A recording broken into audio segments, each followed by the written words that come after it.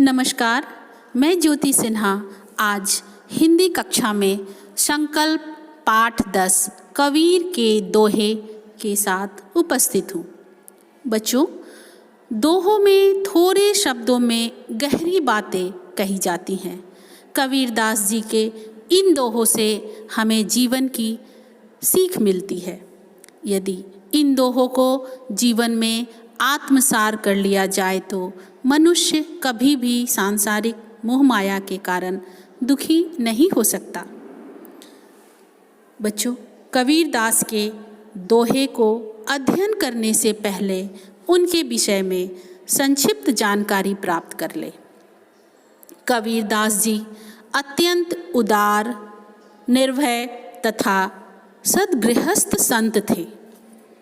उनका जन्म 1398 ईस्वी में काशी वाराणसी में हुआ था तथा उनका स्वर्गवास लगभग 120 वर्ष की अवस्था में 1518 ईस्वी में हुआ।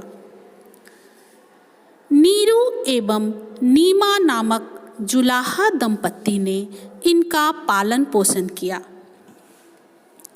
इनके गुरु रामानंद थे, जिनसे कबीरदास ने निर्गुण भक्ति की दीक्षा ली। कबीरदास की पत्नी का नाम लोई था। बच्चों, कबीरदास धर्मनिरपेक्ष थे। उन्होंने समाज में फैली बुराइयों, कर्मकांड, अंधविश्वास की निंदा की और सामाजिक बुराइयों की कड़ी आलोचना की। कबीर की भाषा में सादगी, ताजगी, जिंदादिली और सजीवता है। उन्होंने रोज़मर्रा की भाषा में अपने दोहों की रचना की। उसमें एक काव्य सौंदर्य है। बच्चों, यद्यपि वे पढ़े लिखे नहीं थे, पर उनकी प्रतिभा बड़ी प्रखर थी।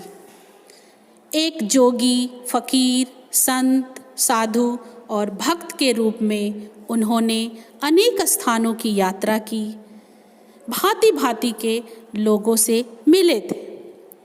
कबीरदास सत्संग, पर्यटन तथा स्व अनुभव से ही ज्ञान प्राप्त किया था।